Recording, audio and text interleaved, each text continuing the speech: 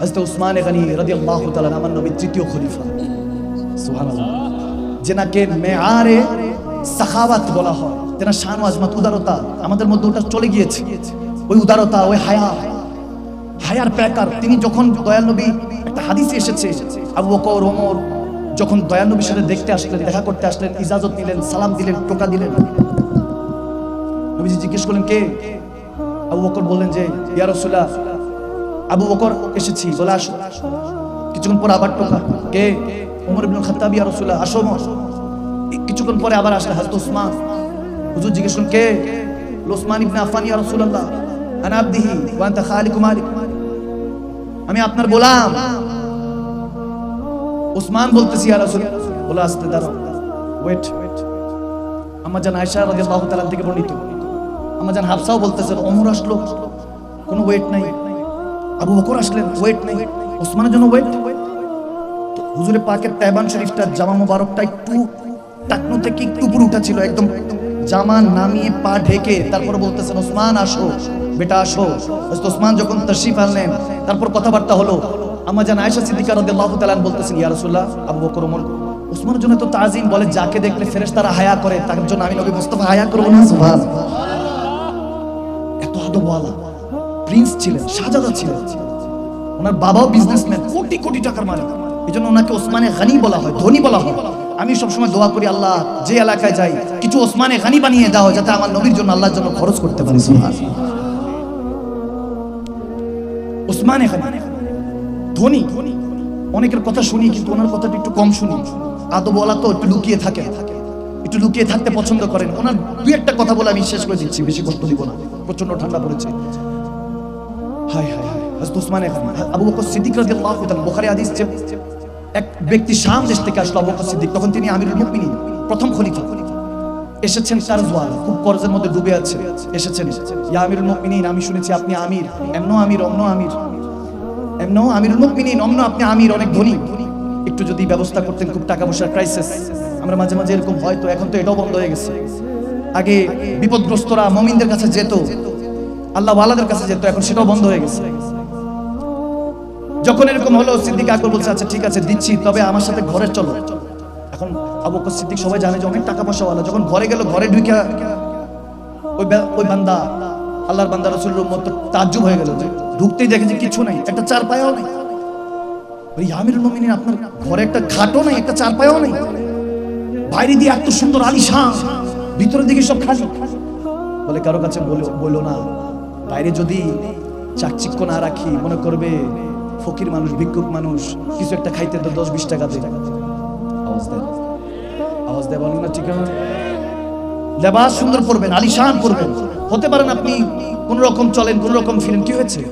সমস্যা নেই, আলিশান ভাবে চলবেন, যাতে আপনাকে দেখে বুঝে আরে গোলামের এই অবস্থা, উম্মতের অবস্থা, বান্দার এই অবস্থা, তারে সরদারে মদিনে কা আলম क्या होगा, আমার দয়াল নবীর মাকাম তাহলে কোথায় রেখেছেন আল্লাহ, ঠিক না? সবাই যাতে বুঝে বাদশা, এক একটা উম্মত এক একটা বাদশা, ঠিক কি না? আর এই বাদশার যিনি বাদশা, তেনাকে শাহেনশাহে দো জাহান বলা হয়। সুবহানাল্লাহ। আমার ইমাম বলতেন, হাজিও শাহেনশাহ কা রওজা দেখো, কাবে তো দেখ চুকে হো সনম, अब কাবে কা কাবা দেখো, ঠিক কি না? শাহেনশাহ কা রাজা, দয়াল নবীকে শাহেনশাহ বলে খেতাব করেছেন। তিনি দোনো জাহানের শাহেনশাহ বানিয়েছেন কে? আওয়াজ দেন না, কে? সিদ্দিক আকবর বলতেছে আমার 3 দিন 4 দিন ধরে খাবার নাই, অথচ পুরো মুমিনদের, মুসলমানদের লিড করতেছেন তিনি, পুরো জাহান লিড করছেন মুমিনদেরকে। ঘরে খানা নাই, কয়দিন? আওয়াজ আসে না, কয়দিন? বেশি কষ্ট না, আর 10-15 মিনিট, একটু মনোযোগ। 3 দিন 4 দিন খাবার নেই। বলতেছে হুজুর আমি কর্জে ডুবে আছি, আমি তো তাও ভালো আছি, আমার ডেইলি খাবার তো আছে। আপনার খাবার নাই হলে আমার সমস্যা নাই, আমার দয়াল নবীর সুন্নত, আমার দয়াল নবী একদিন খাইতেন, আরেকদিন খাইতেন না। সুবহানাল্লাহ। একদিন খাইতেন, আল্লাহর কাছে বলতেন আল্লাহ একদিন আমাকে রিজিক দাও, আরেকদিন একটু রোজা রাখার সুযোগ দাও। সুবহানাল্লাহ বলেন না? বলে যেদিন রিজিক দিবা তোমার শুকরিয়া আদায় করব, যেদিন রোজা রাখবো সেদিন অন্তরের প্রশান্তি পাবো, তুমিও খাও না আমিও খাই না। আর জোরে পড়েন না সুবহানাল্লাহ। এজন্য সওমলি ওয়ানা আজিজ বিহি, এজন্য হাদিসে এসেছে আল্লাহ বলেছেন সমস্ত ইবাদতই আমার, কিন্তু রোজার প্রতিদান আমি আল্লাহ নিজে দিই। সুবহানাল্লাহ পড়বেন না? কারণ আল্লাহও খায় না, বান্দাও খায় না, যেটার হাকিকত আলাদা। যেটা হোক, সিদ্দিক আকবর আবু বকর সিদ্দিক রাদিয়াল্লাহু তাআলা বলতে লাগলেন সমস্যা নেই, আসছো যেহেতু মদিনা শহরে, এখান থেকে কেউ খালি হাতে ফেলে না। মুমিনের আওয়াজ নাই, বুঝলাম না কিছু। দয়াল নবীর কথা হচ্ছে, এদিক ওদিক কেন মনোযোগ দিচ্ছেন? শয়তান তো ধোঁকা দিবে, ইস্তিগফার করে আবার মনোযোগ লাগা। উম্মতের কাজ হলো মুসল্লির মতো দয়াল নবীর পিছনে থাকা, ঠিক কি না? মনোযোগ, কনসেন্ট্রেট, একদম এদিক সেদিক দিবেন না। এগুলো বুঝে গেলেই শয়তান আর আপনাকে ধোঁকা দিতে পারবে না, টেনশনে ফেলতে পারবে না। তখন পকেটেও ফুলুস থাকবে, আপনার নামের জুলুসও থাকবে। এখন এটাই সমস্যা, পকেটে যতক্ষণ টাকা আছে, জুলুস আছে, ফুলুস আছে, আপনার নামের মিছিলও আছে, জুলুস। টাকা শেষ, ফুলুস শেষ, আপনার নামের মিছিলও শেষ, জুলুসও শেষ। আওয়াজ দেয় না? এটা দুনিয়ার উসুল, উসুল বুঝাচ্ছি। পকেটে টাকা আছে, দেখবেন আইন আপনাকে সভাপতি চেয়ারে বসাচ্ছে, মেহফিলে বসলে আসলে বিভিন্ন জায়গায় ইল্লা মাশাআল্লাহ কিছু ছাড়া জায়গার মতো গেলে বোঝা যায় যে ওই দাড়ি নাই, কিছু নাই। আমরা জানি অমুক ভাইয়ের চরিত্র ফুল থেকে পবিত্র, কেমন পবিত্র সবই জানে সবাই, কিন্তু চেয়ারে, আলিশান চেয়ারে বসে আছে। কিন্তু যিনি একদম আল্লাহওয়ালা, হয়তো বা এরকম কনকনে ঠান্ডা শীতের মধ্যে তোয়াজ না করে হাইয়াল সালাহ হাইয়াল ফালার জবাব দেওয়ার জন্য ওযু করে ঠান্ডা পানি দিয়ে কিংবা ওযু করে আজানের আগে ফজরে পৌঁছে যায়, দেখা যায় তিনি একদম পিছে কোনায়, দেখাও যায় না। আওয়াজ দেয় না, ঠিক কি না? এখন মুসলমান মুমিনদের হালের উপর ভাইরা আমার, আমি এটাই বুঝাতে চাচ্ছি, আজকাল মুসলমানের অভাব নেই, কিন্তু মুমিনের বড় অভাব। আওয়াজ কমেছে মানি না, আরো জোরে বলতে হবে। তাসদিকু বিল কলব, অন্তর থেকে মুমিন হয়ে অন্তর থেকে বলেন, ঠিক কিনা বলেন? আজ মসজিদের অভাব নাই, কিন্তু মুসল্লির অভাব। জুমা না, ফজরের কথা বলছি। আজ হক কথা বললে বলার অভাব নাই, পালন কর্তার অভাব। আমাদেরকে হয়ে যেত, কেউ আসে না তো কি হয়েছে, আপনি হয়ে যান। আপনি নিজেকে বানিয়ে ফেলেন ওসমান, আপনি বানিয়ে ফেলেন আপনাকে নিজেকে ওমর, আপনি বানিয়ে ফেলেন আবু বকর। কসম করে বলছি, উঠ বান্দা क्यों डरता है, फिर देख खुदा क्या करता है। একবার উঠুন তেনার নাম নিয়ে, কসম করে বলছি জামানা আপনার হবে, মান লাহুল মাওলা ফালাহুল কুল্লু, আপনি তার হয়ে যাবেন, দুনিয়া আপনার গোলাম হয়ে যাবে, ঠিক না? জামানা সাক্ষী, 1450 বছর কেটে গিয়েছে। বড় বড় সায়েন্টিস্টরা অবাক হয়ে যায়, বলে 100 বছর রেভলিউশন চলে, ইনকিলাব যেটা আসে, রেভলিউশন যখন একটা শতাব্দীর একটা পরিবর্তন আসে, এটা 100 বছর চলতে দেখেছি, নয়তো 200। বলে একমাত্র যিনি মদিনা, মক্কা মদিনাতে একজন পয়গম্বর প্রফেট সাল্লাল্লাহু আলাইহি ওয়াসাল্লাম, আমার হুজুরে পাকের কথা হচ্ছে সাল্লাল্লাহু তাআলা আলাইহি ওয়া আলিহি ওয়াসাল্লাম, আমার হুজুর বলে তিনি একজন এসেছেন যেনার কথা আজ 1450 বছর 1500 বছর কেটে গিয়েছে, যেনার ইনকিলাব রেভলিউশন এখনো বান্দা পছন্দ করে। তখন তো কয়েক লাখ ছিল, এখন তো কোটি কোটি হয়ে গিয়েছে, ঠিক না? বললাম তখন দাবাইতে পারো নাই, মিটাইতে পারো নাই, এখন কেমনে পারো? হ্যাঁ, আওয়াজ দেন, ঠিক কিনা? কারবালায় 72 ছিল, তো কি হয়েছে? তখন মিটাইতে পারো নাই, এখন তো কোটি কোটি হয়ে গিয়েছে, ঠিক না? যেদিক দিয়ে আসবা সেদিক দিয়ে হামলা করব। মনে রাখবেন, নিজের সাথে নিজে এইভাবে কথা বলবেন, নিজের সাথে নিজে এইভাবে বোঝাপড়া করবেন যে শুনো, তুমি কোন 8-10টা কোন মন্ত্রী মিনিস্টারের বান্দা না, নওকর চাকর না, তুমি আল্লাহ আল্লাহ রাসূলের গোলাম, উম্মত বান্দা, তুমি আল্লাহ আল্লাহ রাসূলের খলিফা, তুমি শের দিলওয়ালা, তুমি রহমত ওয়ালা নবীর শের দিলওয়ালা উম্মত, ঠিক না? সব সময় শের দিল রাখবেন। আলা ইন্নাউরি দাখিলা খাউফু, শয়তান তো ওয়াজ করে চলবে, বাপ রে ওমর আসতেছে। আওয়াজ দেন, ঠিক না? ইউবাউনাকা তাহতা শাজারা, আলেমে দ্বীনরা বসা, তেনারা জানেন কিয়ামত পর্যন্ত রাস্তা খোলা। আপনি এখন মারা গেলে শুধু সাধারণ কবরস্থানের মধ্যে আসসালামু আলাইকুম আহলাল কবর কেউ তো দেয়, কেউ বিড়ি টানতে টানতে চলে যায়, কবরও নাই। ওরকম হবে না, ওরকম হবে না, বরং আপনাকে জামানা মাইনুদ্দিন, বাহুদ্দিন, নিজামুদ্দিন নামে কোন না কোন দিনের নামে আপনাকে স্মরণ করে আপনার জন্য দোয়া করবে, মেহফিল আপনার নামে সাজানো হবে, ঠিক না? বুখারী দেখে কষ্ট পাচ্ছেন না তো? বুখারী যখন দেখতেছেন তখন কষ্ট পাচ্ছেন না? উরসে গৌসে পাক দেখলে কেন কষ্ট পাচ্ছেন? আপনি বুখারী দেখেন তো সমস্যা নেই, আপনি ভিতরে তো সব হাদিস। ইমাম বুখারীর কথা তো আর ভিতরে নেই, উনি লিখেছেন দেখে বুখারী শরীফ, জিসকে নাম পে বাজতা है उसी के नाम पे सजता है। আপনি তো বুঝেন নাই, এখন বিয়ে বর কনে যার বিয়ে তাদের নামে সাজানো হবে, আপনি তো মেহমান, আপনার নাম রাখলে কি এখানে হবে নাকি? আওয়াজ দেন, ঠিক না? তো বুখারী শরীফ পড়ছেন, সেখানে সমস্যা নাই। মলাট দেখতেছেন, এখানে ঈদ মিলাদুন নবী লেখা, কেন? সমস্যা কোথায়? সিরাতুন নবী মাহফিল করেন, আমরা আসবো, আমরা যাই তো, সব জায়গায় যাই। আপনি মিলাদ শরীফ পড়ছেন বসে, আলহামদুলিল্লাহ পড়া যায় যাচ্ছে। এখন তাসলিমা আমরা দাঁড়িয়ে শান্তি পাই, আমাদেরটা তো নাজায়েজ হতে পারে না। এমন তো না যে দাঁড়িয়ে পড়লে হারাম, আপনাদেরটাও জায়েজ আমাদেরটাও জায়েজ। হ্যাঁ, আপনারা হয়তো বা বান্দাওয়ালা, আমরা একটু দিলওয়ালা, ঠিক কি না?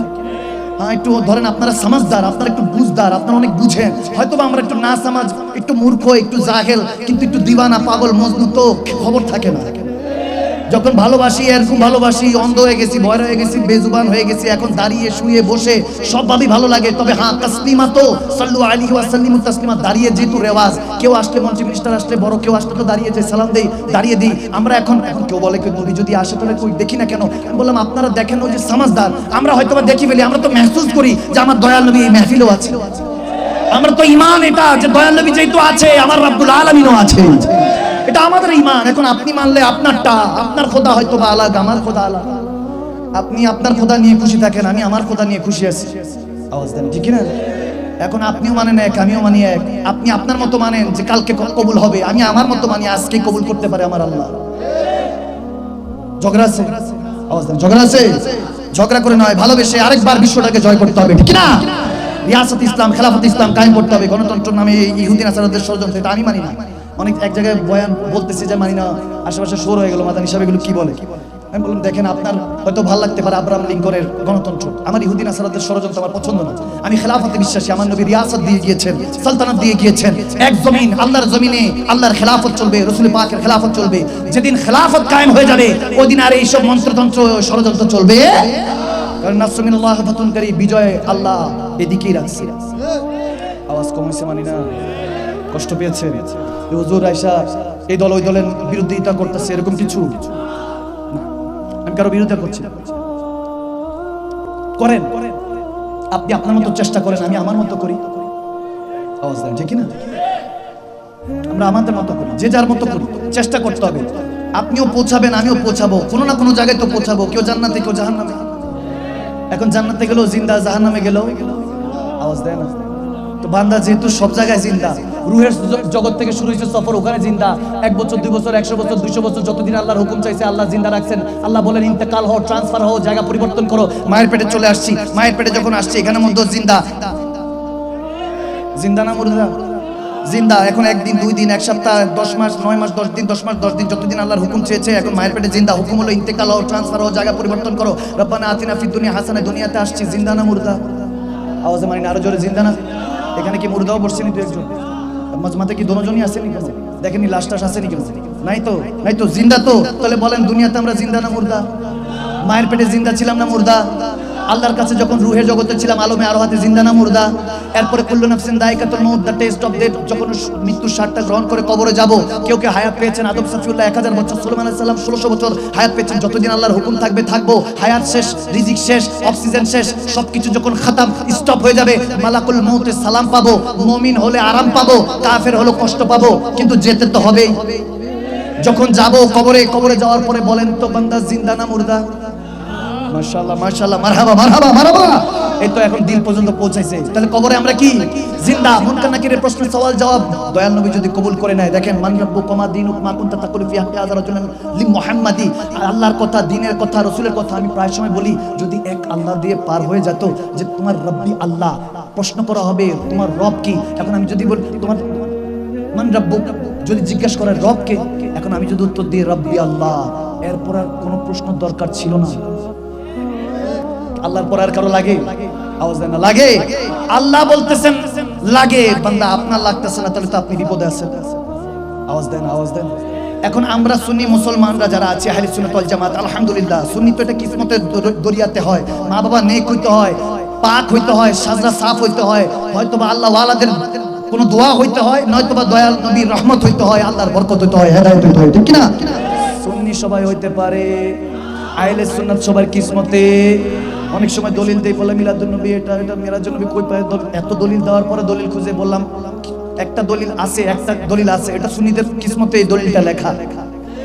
এখন আপনাদের কিসমতে না থাকলে আমি কি করব? ঠিক কি না? কাউকে কষ্ট দিয়েছি, কাউকে খারাপ বলেছি, সেটা খোদা আলী বলেন কারামাল্লাহু ওয়াজহিল কারীম, যে হুজুরে পাক বলেছেন কাউকে যদি তুমি ভুল ধরিয়ে দাও, সে যদি কষ্ট পায় বুঝবা সে আসলে খারাপ।